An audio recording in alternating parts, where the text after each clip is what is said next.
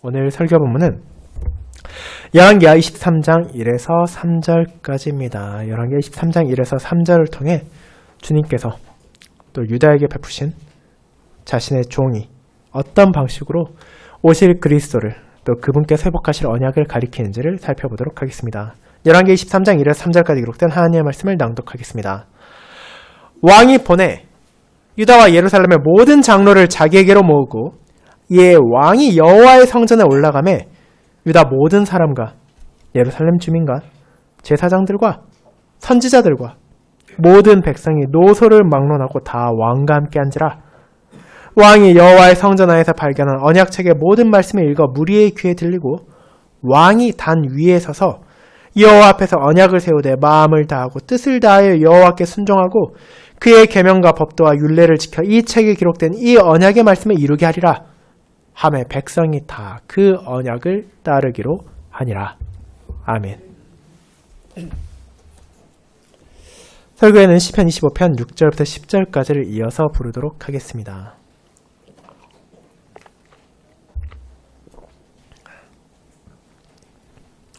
사랑하는 주 예수 그리스도 안에 형제 자매님들, 우리는 한 나라를 지도하는 사람이 얼마나 중요한 존재인지를 잘 알고 있습니다.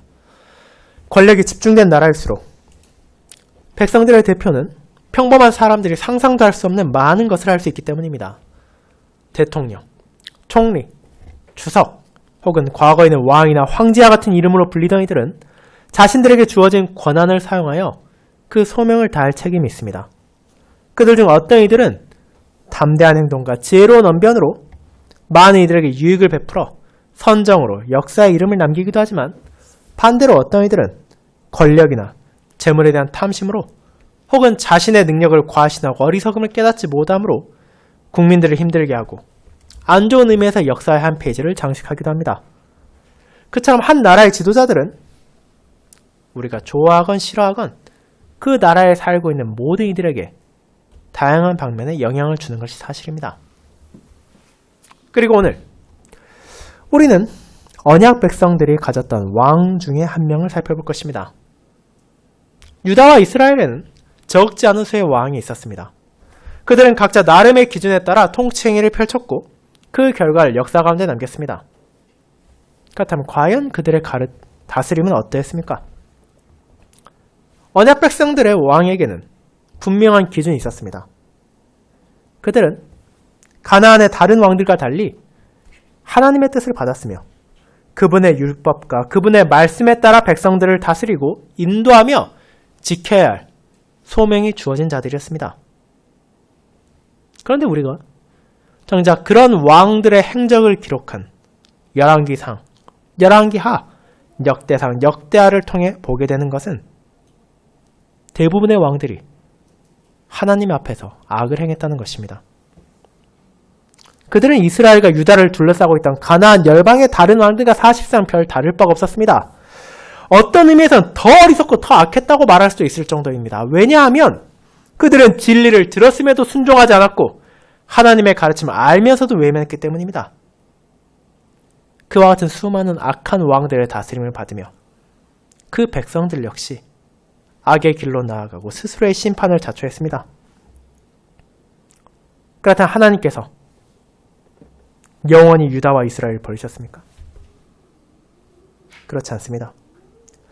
그분께서는 배도와 타락이 온 언약 백성의 땅을 뒤덮는 것 같이 보였던 시기 신실한 종을 보내심으로 예배를 회복하시고 언약을 떠올리게 하시며 그들이 나아가야 할 참된 길을, 그들이 의지해야 할 유일한 분을, 그리고 그들이 바라봐야 할 약속된 메시아를 깨닫게 하셨기 때문입니다.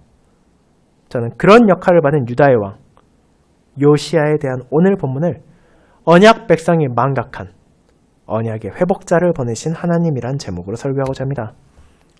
그리고 그처럼 신실한 왕을 통해 오실 그리스도를 바라보게 하신 주님의 선하신 가르침을 살피며 다시 오실 그분께 우리의 모든 소망과 위로를 두고자 합니다.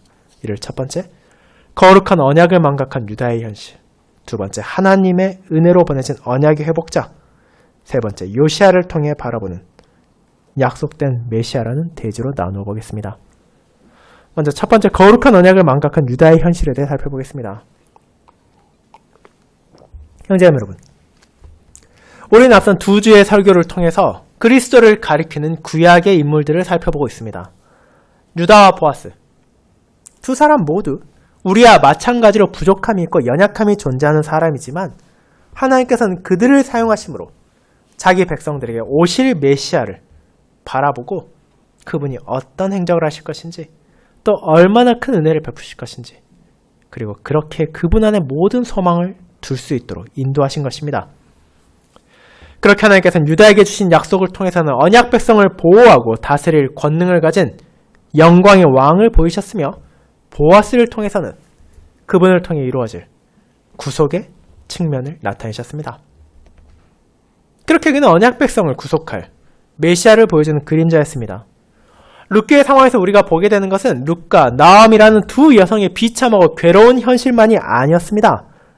실제로 그들을 통해 비추어지는 것은 하나님 앞에 그 무엇도 구할 자격이 없는 하나님의 뜻을 어긴 죄인들, 하나님의 언약 바깥에 있던 자들, 그분의 은혜 없이는 어떤 소망도 위로도 없지만 그것을 받을 자격이 없는 자들 현실이었습니다. 그리고 그것은 사사시대 이스라엘의 모습이었고 그 후에도 변하지 않는 언약 백성의 자화상이었습니다. 그런 점에서 룻도 나아미도 당시의 베들레헴의 거민도 그리고 우리도 다를 바가 없는 것이었습니다. 하지만 하나님께서는 그녀들을 위해 누구를 보내셨습니까? 그분께서 3년에서 보아스를 그들을 보아스에게로 인도하셨습니다. 그가 아무개와 마찬가지로 이득을 추구하고 시대 정신을 따른다 하더라도 법적인 문제도 없었을 것이며 약간의 비난 정도를 받았을 뿐 큰 손해가 되지 않았을 것입니다. 그러나 그는 하나님께 신실한 유력자로서 그분의 뜻에 따라 형제와 자매를 사랑하는 모습을 보였습니다. 보아스의 구속행위를 통해 엘리멜렉의 가문은 끊어지지 않게 되었으며 룻과 나오미는 주님의 은혜 안에서 다시 기쁨을 되찾을 수 있었습니다. 그러나 룻기가 그저 한 가정의 비참한 상황을 보여주지 않은 것처럼 그 회복 역시 그 한 가정에 멈추지 않습니다. 룻기의 마지막에 나온 보아스와 룻을 통해 이어지는 계보는 유다의 후손으로 이 땅에 올 다윗 왕가를 가리키고 있었으며 언약 백성을 죄와 비참에서 구속할 온전한 구속자 메시아를 향하고 있었기 때문입니다. 그렇게 구약의 성도들은 룻기를 통해 자신들에게 약속된 메시아의 또 다른 측면, 구속자의 모습 안에 소망을 둘 수 있었고 신약의 성도들은 그 약속을 성취하기 위해 이 땅에 오신 그리스도의 사역을 통해 자신들에게 주어진 은혜를 깨달으며 그와 같이 신실한 보아스를 사용하심으로 하나님께서 그 약속을 지키심이 이제 우리에게 주어질 모든 영광의 약속에도 어떤 문제 없이 성취될 것임을 확신하도록 바라보게 하는 것이었습니다. 그리고 오늘 우리는 그와 같은 그리스도를 가리키는 또 다른 그림자 가운데 한 명을 살펴볼 것입니다. 유다 지파에 속한 보아스의 후손 가운데 한 명인 그는 언약 백성에 주어진 왕으로서 오실 메시아가 성취할 하나님의 은혜를 보여주는 역할을 받은 사람입니다. 그는 부족한 가운데서도 신실한 자세로 주어진 소명에 임했고 그를 통해 구약의 성도를 향해 하나님을 바라보고 그분의 말씀을 붙잡고 그분의 언약 안에 살아야 한다는 사실을 깨닫겠습니다. 그 사람은 유다의 왕으로 사역한 요시야라는 인물입니다. 그런데 여러분은 유다의 왕들이 대체 몇 명인지 아십니까? 언약 백성 내 왕들 중에 성도들이 기억하는 왕은 그 이름을 알고 그 행적을 조금이라도 떠올릴 수 있는 사람은 사실 그다지 많지 않을 것입니다. 어쩌면 대부분의 사람들은 사울이나 다윗, 솔로몬 정도는 떠올릴 수 있을 것이며 그보다 조금 더 나아간다면 히스기야나 어쩌면 아합 정도는 기억할 수 있을 것입니다. 하지만 정확하게 말하자면 아직 북이스라엘과 남유다가 분열하기 전에 왕들인 세 사람 사울, 다윗, 솔로몬을 빼고 계산한다면 20명의 왕이 유다의 왕으로서 열왕기 상과 열왕기 하에 나타납니다. 이 수는 제법 많지 않습니까? 그렇다면 언약 백성들에게 주어진 왕, 유다 지파에게 약속되었으며 다윗 왕가를 이은 적법한 통치자들은 과연 어떻게 백성들을 다스렸을 것이라 생각하십니까? 북이스라엘은 차치하고서라도 최소한 예루살렘이 위치한 유다라면 하나님을 향한 예배가 계속되고 있는 유다의 왕이라면 선하고 훌륭한 왕들이 그들을 다스려서 하나님의 뜻에 따라 언약 백성을 돌보고 그들을 생명의 길로 인도하며 이방 가운데 주의 진리를 증거하는 자들이 되지 않았을 것이라고 우리는 기대할 수도 있습니다. 하지만 실제 그들은 그렇지 않았습니다. 수명의 왕 가운데 그나마 선하다고 말할 수 있는 왕은 절반도 안 되는 8명이었고 그마저도 대부분 말레는 어리석고 죄악된 행동으로 돌아가기도 했습니다. 그런 왕들의 통치 아래에서 이스라엘만이 아니라 유다의 백성들은 죄악된 길을 함께 나아갔고 그렇게 나라 전체가 하나님의 뜻을 떠나 그분의 진노 아래 놓였습니다. 그 과정에서 유다 역시도 하나님의 심판이 선고되었으며 그들의 부와 그들의 영광이 사라지고 바벨론의 침략으로 결국 멸망당할 것이 이 왕보다 앞선 시대의 왕인 히스기야 시대 이미 선포되었습니다. 히스기야 시대 잠시 회복되는 것처럼 보이던 하나님을 향한 자세는 그의 아들인 므낫세의 통치 시기를 거치며 전보다 더욱 나빠졌습니다. 비록 역대하의 기록에서 나오듯이 말년의 므낫세가 우상을 제거하고 하나님께로 돌아오려고 했지만 그가 죽고 그의 아들 아몬이 왕이 된 후 온 유다는 더욱더 악한 길로 힘차게 나아갔습니다. 그렇게 하나님의 백성이라는 자들이 왕으로부터 시작하여 밑에는 백성의 이르기까지 언약을 망각하고 이방 나라와 동일하게 우상을 섬기고 그들의 삶을 따라가는 비극이 멈추지 않았습니다. 그들은 예배와 제사를 더럽혔고 하나님의 뜻을 외면함으로 온 나라의 죄악이 횡행한 것입니다. 아무리 다윗 왕가의 후손이 나라를 다스리고 아무리 그 나라의 국민이 하나님의 언약 백성이라 한다 하더라도 결국 그들이 하나님을 의지하지 않는다면 그들의 믿음과 소망이 다른 곳에 존재한다면 본질적으로 이스라엘이라 하더라도 유다라 하더라도 가나안의 수많은 나라와 다를 것이 없다는 것을 그들은 스스로의 삶을 통해 증거한 것입니다. 사랑하는 형제자매 여러분, 그것이 유다의 현실이었습니다. 사사의 시대를 지나고 최소한 유다 지파에 주어진 약속에 따라 다윗 왕가의 후손들이 통치한다면 우리는 그것보다 나을 것이라 기대했을 수도 있습니다. 하지만 그것이 그들의 현실이고 우리의 현실입니다. 하나님께서는 그들에게 크신 은혜를 베푸셨습니다. 그러나 그것을 거부한 자는 유다의 왕이었고 유다의 백성이었습니다. 그들은 욕망에 따라 살기를 바랬습니다. 하나님의 말씀을 묵상하고 그에 순종하는 것을 거부했습니다. 그렇게 자신들은 하나님의 은혜 없이 스스로 설 수 없는 존재라는 것을 증거한 것입니다. 그리고 그런 언약 백성의 모습은 결국 나 자신의 모습을 바라보게 합니다. 우리 역시 때론 그들과 같이 생각하고 그들과 같이 행동할 수 있습니다. 교회가 번듯하게 세워지고 훌륭해 보이는 목사와 직분자들이 있으면 자연스럽게 하나님만을 의지하기보다는 자신들의 노력이나 자신들의 헌신이나 혹은 그 외에 다른 무언가로 이미 우리가 충분하다는 생각을 우리도 떠올릴 수 있습니다. 그러나 우리는 유다의 왕들을 통해 유다의 백성들을 통해 그들의 타락과 부패를 통해 우리가 결코 그런 생각을 가질 수 없다는 것을 알게 됩니다. 성도는 언제나 하나님을 바라보아야 하며 그분을 의지해야 하고 그분의 말씀만을 진리의 유일한 기준으로 붙잡아야 하기 때문입니다. 그리고 그 진리를 떠올리게 하는 목적으로 언약 백성들에게 보내신 메시아를 향한 그림자가 주어졌음을 우리는 바라보게 됩니다. 그것이 두 번째, 하나님의 은혜로 보내진 언약의 회복자로 이어집니다. 성도 여러분, 그렇게 유다는 죄악의 길로 나아갔습니다. 다르게 말하자면 스스로의 멸망과 심판을 자초했다고도 할 수 있습니다. 하지만 하나님께서는 그들을 영원히 버리지 않으셨습니다. 그분께서는 그토록 어리석은 이들을 그분의 공의로 당장에 진멸시켜도 어떤 변명도 할 수 없을 추악하고 비천한 이들을 불쌍하게 여기셔서 그들이 잊은 언약을 회복할 존재를 보내셨기 때문입니다. 그가 바로 오늘 본문에 나오는 아몬의 아들인 요시야입니다. 여러분에게 조금 낯설 수도 있는 이 왕은 어떤 의미에서는 유다의 마지막 희망이라고도 불릴 수 있는 존재입니다. 그가 죽은 이후 유다는 모든 방면에서 급속도로 몰락해가며 결국 멸망하기 때문입니다. 그렇다면 이 왕은 어떤 사람이며 무엇을 행했습니까?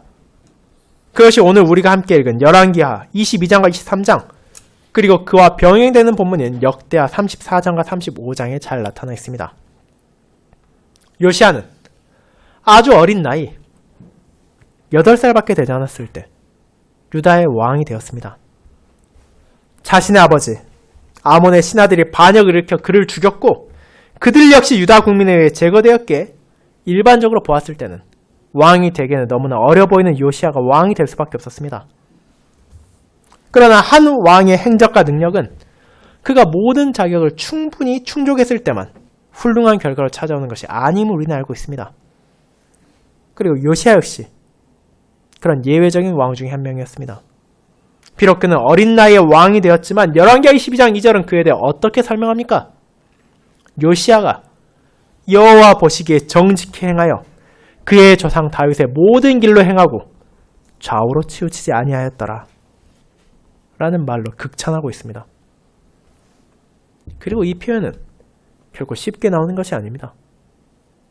유다의 그 많은 왕들 중에 이와 같은 칭찬을 받은 왕은 요시야밖에 없으며 23장 22절에 나오듯이 그가 다른 모든 왕들보다 하나님 앞에 선한 왕임을 드러내는 묘사였기 때문입니다. 그는 그저 다윗의 길을 행했을 뿐만 아니라 신명기 17장 20절에서 약속된 이상적인 왕이기도 하다는 것을 이 본문은 드러내고 있습니다. 그렇다면 그토록 훌륭하고 선한 왕을 통해 하나님께서는 유다에게 무엇을 행하십니까? 그것을 알아보기에 앞서 잠시 여러분은 이상적인 통치자에게 무엇을 기대하는지 생각해 보도록 합시다. 세상의 많은 권력자들에게 그 백성들은 무엇을 요구합니까? 어떤 사람 훌륭한 왕, 뛰어난 대통령, 찬사를 받을 총리라고 말하는 조건은 무엇입니까? 일반적으로 그것은 그 나라를 부유하게 만들고 강성하게 만드는 사람입니다. 세상은 그런 지도자를 칭송하고 바라고 있습니다. 그런데 여러분이 열왕기하 본문을 세심하게 살펴본다면 요시야에게서 그런 면모를 전혀 찾아볼 수 없다는 것을 깨닫게 될 것입니다. 그는 전쟁을 승리로 이끌어 새로운 영토를 획득한 정복군주도 아니고 경제를 되살려 풍요를 누리게 한 경제적인 궁주도 아닙니다. 오히려 이런 면모들, 세상이 바라는 왕의 풍모와 통치는 아합과 같은 유다의 악한 왕들에게서도 발견할 수 있는 것입니다. 그런 업적이 하나도 없는데 어째서 성경은 요시야를 훌륭한 왕이라고 말합니까? 그 이유는 다른 데 있지 않습니다. 그의 사역의 중점은 유다를 강성한 열방의 한 나라로 만드는 것이 아니라 하나님께서 베푸신 은혜에 합당한 감사를 바치는 나라로 만드는 것이었기 때문입니다. 그것이 하나님께서 바라시는 왕의 모습이었고 그것이 유다에 필요한 왕의 인도였습니다. 그렇게 요시야의 왕으로서의 첫 사역 역시 하나님을 향하는 것이었습니다. 역대하에서는 그가 왕에 오르는 8년이 지났을 때 유다에서 우상을 제거했음을 밝히고 거기에서 10년이 지난 이후 열왕기 22장에 나오듯이 성전을 수리했다는 것을 요시야의 행적이 밝히고 있기 때문입니다. 그런데 여기서 우리는 유다의 비참한 현실을 다시 한번 보게 됩니다. 애초에 성전에 그처럼 대대적인 수리가 필요한 이유가 무엇이겠습니까? 예루살렘의 성전은 언약 백성의 삶의 중심이 되어야 마땅한 장소였습니다. 예루살렘의 언약 백성의 소중한 가장 큰 이유는 그곳에 왕궁이 있어서가 아니라 성전이 있었기 때문입니다. 그러나 정작 현실 가운데 성전은 어떤 취급을 받았습니까? 성전이 거룩한 장소라는 사실이 무시되었습니다.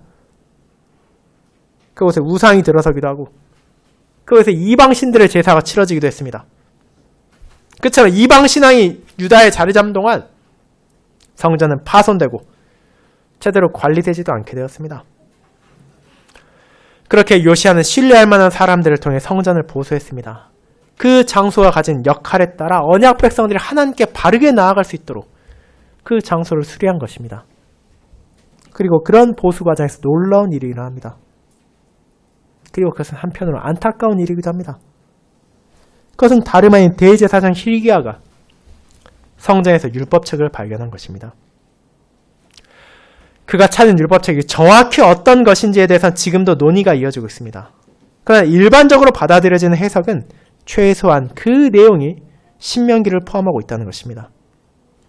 율법책은 모세 오경 가운데 신명기를 부르는 표현이기도 하며 이후에 나타난 요시야의 애통하는 반응은 하나님의 약속과 저주를 담고 있는 신명기의 핵심 주제와 떼어놓을 수 없는 것이기 때문입니다.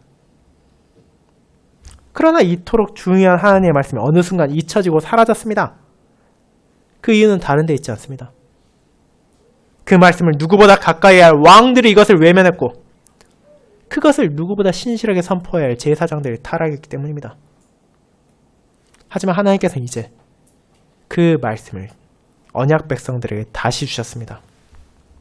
요시야는 이 말씀 앞에서 자신들의 죄를 고백하고 옷을 찢으며 애통함을 표했으며 그들이 망각한 언약의 중요성을 인식했습니다. 그는 자신의 뜻 함께한 이들과 함께 당대에 활동하던 선지자 가운데 한 명인 훌다의 말을 듣고 하나님의 뜻을 구했으며 그녀는 유다가 하나님의 뜻을 저버렸기에 심판받을 것이지만 주의 말씀 앞에 자신을 낮춘 요시야의 시대에 그것이 임하지는 않을 것임을 전했습니다. 그렇다면 이제 요시야는 무엇을 행합니까? 그는 유다와 예루살렘의 모든 장로들을 불러 모았습니다. 비록 내 시대는 아니라 하더라도 결국 나의 후손의 시대, 유다의 심판이 임한다는 것은 슬픈 일이었고 그 이유가 다른 데 있는 것이 아니라 자신들의 죄악에 있다는 것은 비참한 상황이었습니다. 그렇게 왕의 부름에 백성들이 응답하여 모였을 때 그는 hil기야가 발견한 언약책의 모든 말씀을 낭독했습니다. 그 안에 담겨있던 하나님의 거룩한 뜻, 자신들이 잊어버렸고 자신들이 행하지 않았던 죄악에 대한 심판을 언약 백성들이 인지하게 한 것입니다. 그리고 그것은 단순히 읽는 것이 끝이 아니었습니다. 그저 새로운 지식을 그들에게 전파하기 위한 것도 아니었습니다. 요시야의 행동은 언약을 새롭게 갱신하고자 하는 목적이 있었습니다. 물론 언약을 갱신한다는 것은 없던 언약을 다시 만든다는 것이 아닙니다. 요시야 왕이 백성들 앞에서 읽은 언약책은 하나님께서 이미 그들에게 주셨던 것이고 그저 그들의 죄와 어리석은 가운데 잊혀졌던 것이기 때문입니다. 그렇게는 유다의 모든 사람들이 왕으로부터 시작하여 평범한 백성에 이르기까지 남녀노소를 막론하고 이제 하나님의 말씀을 마음에 새기고 그에 따라 살아가고자 하는 맹세를 한 것입니다. 모세가 그러했고 여호수아가 그러했던 것처럼 언약 백성이 합당한 삶을 정말로 우리의 마음을 다하고 뜻을 다하고 힘을 다하여 여호와께 순종하고 그의 계명과 법도와 율례를 지켜 언약의 말씀을 이루어야 한다는 소명을 여호와의 뜻을 대신하여 언약 백성의 지도자가 선포하고 그에 대한 백성의 맹세로 이 언약이 갱신된 것입니다. 물론 이것은 단순히 한순간의 맹세와 말로 끝나는 것이 아닙니다. 실제로 열왕기하에 이어지는 내용을 통해 여러분은 요시야와 유다 백성들이 그 약속에 따라 살아갔음을 볼 수 있습니다. 요시야는 좌로도 우로도 치우치지 않고 하나님의 뜻에 따라 유다를 개혁해 나갔습니다. 그는 유다에 만연했던 우상들을 부수었고 우상을 섬기는 제사장들을 폐하했으며 산당을 헐고 이방 신들의 제상을 파괴했습니다. 그 과정에 반발이 있었겠지만 그는 하나님의 언약에 신실하게 유다를 거룩한 하나님의 나라로 만드는 것에 게을리하지 않았습니다. 그는 여호와 하나님과의 예배를 회복했으며 온전한 마음으로 율법을 따랐습니다. 그의 다스림 아래에서 마침내 유월절이 바르게 회복되었으며 언약 백성들은 하나님을 어떻게 바라보아야 하는지를 깨닫고 경험할 수 있게 되었습니다. 그들은 자신들의 부족함을 고백했고 하나님의 은혜를 찬양할 수 있었습니다. 그렇게 유다가 잊고 있었던 언약이 회복되었고 하나님의 손길을 바라보게 하는 왕의 다스림 안에서 구약의 성도들은 기쁨과 감사로 하나님을 향할 수 있었습니다. 사랑하는 성도 여러분, 그리고 이 모든 것은 분명 유다에게 큰 은혜였지만 동시에 그저 요시아라는 한 왕의 훌륭한 업적을 남기기 위해 전해진 것이 아닙니다. 이것은 하나님의 말씀이고 그분께서 자신의 언약 백성에게 얼마나 크신 긍휼과 자비를 베푸셨는지를 보여주는 본문입니다. 유다는 그 모든 것을 받을 자격이 없었습니다. 언약을 잊어버린 것도 그들이었고 성전을 방치한 것도 그들이었으며 하나님이 아닌 우상을 향해 나아간 것도 그들이었기 때문입니다. 그들은 자신의 죄로 멸망을 자초했고 그 길을 나아가면서 스스로 돌이킬 생각을 하지 않았습니다. 그러나 하나님께서 그들에게 자신의 신실한 종을 보내시고 그가 언약책을 발견하게 하심으로 다시금 그들이 붙잡아야 할 진리를 전해주신 것입니다. 그들이 진정으로 마음을 다하고 뜻을 다하여 누구를 섬겨야 하는지를 알려주시고 누구를 의지해야 되는지를 깨닫게 하신 것입니다. 그렇게 구약의 언약 백성들은 요시아의 인도 아래에서 회복된 언약 관계를 누릴 수 있었으며 그의 사역을 통해 오실 메시아가 어떻게 이 언약을 온전하게 회복하실지를 기대할 수 있게 되었을 뿐 아니라 이제 신약의 성도들은 그 약속이 그리스도 안에서 어떻게 성취되었고 그분께서 우리를 어떤 길로 인도하시는지를 보게 되는 것입니다. 거의 세 번째, 요시아를 통해 바라보는 약속된 메시아로 연결됩니다. 여러분, 그렇게 우리는 오실 메시아를 가리키는 그림자 가운데 한 명인 요시아의 사역을 바라보았습니다. 그는 분명 훌륭하고 신실한 왕이었습니다. 그의 영향은 유다만을 넘어서 사마리아에까지 미쳤고 그 안에서 언약 백성들은 하나님의 어떤 분이신지를 자신들은 어떤 존재인지를 깨닫게 되었습니다. 그렇다면 그가 약속된 메시아였습니까? 그렇지는 않습니다. 물론 그 역시도 언약 백성들의 약속된 주님의 종이었던 것은 사실입니다. 열왕기상 13장 2절은 북이스라엘 왕이 된 여로보암이 제단을 쌓고 잘못된 예배를 드릴 때 다윗의 집에 요시아라 이름하는 아들이 나타나 그 모든 잘못된 방식을 제거할 것임이 선언되었음을 보여주기 때문입니다. 그렇게 약속되었던 요시아가 실제로 예배를 회복하고 언약을 갱신했지만 그는 여전히 그 자신을 바라보도록 주어진 존재가 아니라 그를 통해 오실 메시아를 향한 소망을 붙잡도록 하는 그림자였습니다. 그 이유는 분명합니다. 그의 선한 통치조차도 유다를 멸망해서 구할 수는 없었기 때문입니다. 요시아는 다윗의 모든 길로 행했고 좌로도 우로도 치우치지 않았지만 그의 치세는 영원할 수 없었고 그의 신실함은 다음 왕이 등극한 후 잊혀졌습니다. 유다는 다시 하나님을 떠나고 다시 악을 행했습니다. 마침내 시드기야의 시대, 예루살렘은 몰락하고 성전은 파괴되었으며 왕과 고관들이 포로가 되므로 유다의 역사에 한 차례 종지부가 찍혔습니다. 결국 요시아는 언약 백성을 향해 오실 메시아가 나타날 온전한 언약의 회복을 그분의 통치하에서 누리게 될 영광을 보여주는 그림자로 주어진 것이지 그 개인의 한계는 여전했다는 것입니다. 하지만 그것이 언약 백성들에게 좌절이 되지 않는 이유는 하나님의 신실하심과 그분의 자비하심이 이 종을 통해 그들에게 드러났기 때문입니다. 다윗의 집에서 태어날 요시아의 약속을 지키신 하나님께서 유다 지파의 후손 다윗 왕가의 계보에서 이 땅에 오게 될 영원한 왕의 약속도 지키실 것입니다. 그의 다스림 아래에서 모든 언약 백성들은 참된 언약의 회복을 경험하게 될 것입니다. 비참한 포로기 시절에도 그들은 그와 같은 메시아가 오실 것이란 소망 안에서 인내할 수 있었고 언젠가 오실 그분께서 다시 우리를 회복하실 것임을, 다시 우리를 하나님께로 인도하실 것임을 확신할 수 있었습니다. 그리고 그 약속이 그리스도를 통해 지켜졌습니다. 그분께서는 언약 백성들이 왜곡하고 잊었던 하나님의 뜻을 바르게 선포하셨을 뿐 아니라 요시아가 회복했던 6월절 만찬 자리에서 새 언약을 주셨습니다. 그들이 하나님을 향한 사랑 안에서 서로를 사랑하도록 하셨고 그분의 은혜에서 나타낼 수 있는 참된 감사의 열매를 맺게 하셨습니다. 예수 그리스도, 구약의 회복자가 가리키던 그분을 통해 하나님께서는 언약 백성을 통한 향한 자신의 긍휼과 자비를 드러내신 것입니다. 요시아와 유다 백성들은 계명과 법도와 율례에 대한 온전한 순종으로 의로움을 얻을 수는 없었지만 그리스도께서는 그 언약을 온전히 성취하시고 그 은혜를 저와 여러분에게 베푸셨기에 이제 우리는 새 언약 안에서 그리스도의 의로움을 덧입고 하나님께 나아갈 수 있는 이 은혜를 누리는 것입니다. 사랑하는 여러분, 그렇게 우리는 그리스도를 향하는 또 한 명의 그림자를 살펴보았습니다.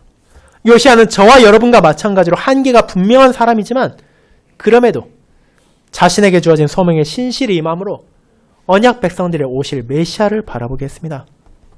그의 말대로 우리 역시 마음을 다하고 뜻을 다하여 여호와께 순종하고 그의 계명과 법도와 율례를 지켜야 합니다.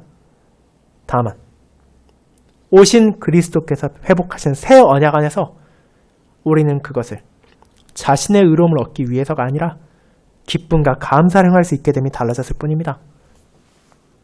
그렇게 우리는 이제 이 땅에 오셔서 하나님의 약속을 성취하신 언약을 회복하시고 새 언약을 주신 그리스도께서 다시 오실 날을 기다립니다.